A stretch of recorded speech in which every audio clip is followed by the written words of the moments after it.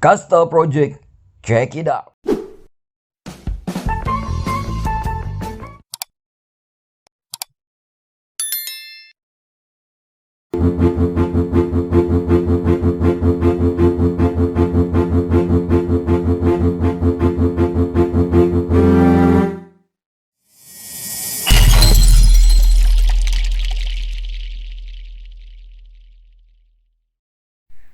Masyarakat Jakarta dikejutkan dengan pernyataan Presiden Amerika Serikat Joe Biden yang menyinggung prediksi Jakarta akan tenggelam dalam 10 tahun ke depan.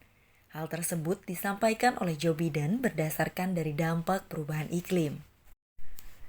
Pernyataan ini disampaikan oleh Joe Biden ketika berbicara soal perubahan iklim dalam pidato sambutan di kantor Direktur Intelijen Nasional Amerika Serikat pada tanggal 27 Juli 2021. Menurutnya, perubahan iklim adalah ancaman terbesar Amerika Serikat merujuk Kementerian Pertahanan. Dikutip dari situs resmi White House, Biden mulai membahas isu perubahan iklim dengan menyampaikan bagaimana masalah tersebut memiliki dampak berbahaya yang sama terhadap semua negara. Tantangan iklim telah mempercepat ketidakstabilan di negara kita sendiri dan di seluruh dunia. Peristiwa cuaca ekstrim yang lebih umum dan lebih mematikan. Kerawanan pangan dan air, naiknya permukaan laut, mengakibatkan perubahan iklim dan mendorong migrasi yang lebih besar dan menimbulkan resiko mendasar bagi komunitas yang paling rentan. Salah satu indikatornya antara lain terlihat sebagian besar kegiatan pembangunan di Jakarta maupun wilayah hulu seperti Bogor. Cenderung meningkatnya volume dan mempercepat akumulasi aliran permukaan di Jakarta. Penurunan permukaan tanah akibat eksploitasi air tanah Jakarta yang berlebihan menyebabkan posisi Jakarta terhadap laut makin rendah. Kondisi ini diperburuk dengan kecenderungan meningkatnya muka air laut sampai hampir di sebagian besar kota-kota dunia akibat pemanasan global. Penurunan daratan di Ancol dan meningkatnya resiko terjadinya banjir dan genangan ini dapat dijadikan salah satu indikator bahwa Jakarta sedang menuju tenggelam. Kejadian serupa juga dialami oleh kota Semarang, Jawa Tengah. Pernyataan yang disampaikan oleh Joe Biden dalam pidato sambutan di kantor Direktur Intelijen Nasional Amerika Serikat pada tanggal 27 Juli 2021. Tidak jauh dari hasil pengamatan Badan Penerbangan dan Antariksa Amerika Serikat atau NASA yang juga memperingatkan bahwa wilayah Jakarta beserta pulau reklamasi masuk dalam kota pesisir yang terancam tenggelam. Menurut peta berbasis web dengan menggunakan model Coastal Dam dengan dataset yang berasal dari radar satelit selama misi NASA pada tahun 2000. Dalam data peta memprediksi bagian Jakarta Utara hingga Barat terancam tenggelam, seperti Pantai Indah Kapuk, Kota Tua, Ancol, Monas, Kalideres, hingga wilayah Bekasi, Tangerang pun terkena dampaknya. Jika dalam 10 tahun ke depan tidak ada penanggulangan dari pemerintah, maka peristiwa tersebut akan cepat terjadi. Hingga 112 wilayah di seluruh Indonesia akan cepat tenggelam.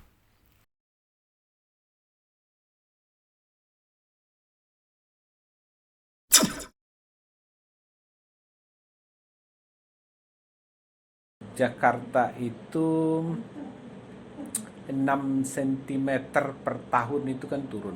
Iya. 6 cm per tahun itu turun. Itu kan menurut analisis INSAR dan analisis LIPI juga. Jadi 6 cm. Nah, 6 cm itu ada disebabkan oleh 4 faktor. 4 faktor. Nah, pertama ekstraksi air tanah. Karena orang mengandalkan sumur bor ya kan, ekstraksi air tanah. Itu sumur bor itu kedalamannya, bayangkan kalau kedalamannya 40 meter ke bawah, nah di 40 meter itu kan terjadi pembolongan, jadi ada rongga di sana. Nah, rongga itu kan pasti menurunkan tanah yang dari atas. Dari atas, Pak ya. Dari atas turun terus. Nah, yang kedua, beban konstruksi. Beban konstruksi kan berat ini kan, berapa juta ton ini yang dibebankan Jakarta ini, Pak ya, tanah di Jakarta ini ya. Tanah ini. Iya. Nah, kalau beban itu udah jelas kan ada getar. Coba aja Anda berada pada suatu tempat, kemudian ada kereta lewat atau ada mobil tronton yang lewat, ya kan? Itu pasti ada goyangan. Iya, bergetar gitu, Pak ya. Kayak gempa, apalagi kayak di gedung tinggi gitu, Pak ya. Iya. Nah, ini kan ada buayan, ada mainan di tanah kita itu. Jadi dia turun terus. Nah, kemudian yang ketiga, ada konsolidasi alami tanah. Jadi tanah itu terkonsolidasi karena dia punya kerenggangan ya, sehingga dia pada akhirnya menurun terus. Nah, kemudian ada pergeseran tanah tektonik. Jadi kemungkinan turun itu ya ada kalkulasinya, hitungannya. Nah, ditambah lagi dengan serangan dari luar, yaitu air laut itu naik. Nah,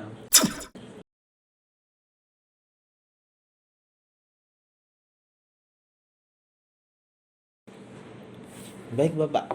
Dari beberapa faktor yang telah Bapak sebutkan tadi, kira-kira apakah Indonesia bisa, Pak, seperti di Belanda bahwa tanahnya itu sepertiganya di bawah permukaan air laut gitu. Sedangkan dengan keadaan seperti itu Belanda masih tetap bisa hidup gitu, Pak. Nah, kira-kira apakah pemerintahan di Indonesia ke depan juga akan seperti itu, mengupayakan agar Indonesia khususnya Jakarta tetap bisa ada gitu, Pak? ya. Kalau bisanya sih bisa-bisa saja, ya kan, bagaimana dibuat oleh Belanda kita bisa buat. Cuma kemungkinannya, kemampuannya, kalau Belanda dulu dia bisa melakukan seperti itu karena dia banyak duit kan. Nah, kalau kita di Indonesia nah sebenarnya di daerah Muara Karang, Muara Angke, itu sebenarnya sudah mengandalkan dam. Baik. Kalau tidak mengandalkan dam itu sebenarnya kalau pasang itu sudah rob. Nah, sekarang kan kita sudah panen rob kan di Muara Karang, di Muara Angke, dan kemudian juga di bagian Surabaya, Semarang juga sudah mengalami rob. Nah, itu kan akibat kenaikan permukaan air laut. Nah, pertanyaan yang tadi kan cukup menggelitik kita. Sebenarnya kalau pemerintah mau sebenarnya ya membuat normalisasi banjir sebenarnya, bagaimana menaklukkan Kali Ciliwung, ya kan, bagaimana menaklukkan kali-kali yang lain. Nah, kemudian juga bagaimana melakukan penghijauan di pinggir kali, ya kan. Nah, kemudian bagaimana penanaman mangrove di pinggiran laut, pinggiran laut, pantai. Nah, kemudian kalaupun belum bisa ngedam, yaitu ya minimal ya bikin waduk yang bagus gitu kan untuk pinggir kali. Yang sebenarnya kebijakan Anies sekarang ini sudah sangat pro lingkungan. Beliau melakukan resapan, ya kan, beberapa sumur-sumur resapan. Jadi airnya itu tidak dibuang ke kali semua dan tidak dibuang ke laut semua, karena di laut juga kalau dibuang airnya ke laut juga sudah mengalami kenaikan. Ya kan. Nah, solusinya ya memang harus dibuang ke dalam tanah, Pak ya, langsung diresap gitu, Pak ya. Sehingga yang perlu sekali dilakukan oleh pemerintah, di samping melakukan program yang seperti ini, ya sedikit tegas. Oke, baik, Pak. Mungkin ini yang terakhir, Pak ya. Upaya konkret yang bisa anak muda lakukan dan masyarakat sekitar lakukan ya minimal memperlambat tenggelamnya Jakarta. Mungkin kita nggak bisa Pak ya untuk menghindari Jakarta nggak tenggelam Pak ya, tapi minimal memperlambat agar tenggelamnya Jakarta ini ada jangka yang lebih panjang lagi. Kira-kira upaya apa nih Pak? Ya, Pesan yang buat Kastas nih Pak.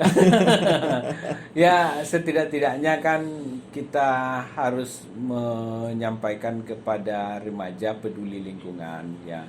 Malu membuang sampah sembarangan ya kan. Kemudian malu merusak lingkungan. Nah, membuat paradigm itu yang penting pada remaja. Jadi, siapakah yang menenggelamkan Jakarta?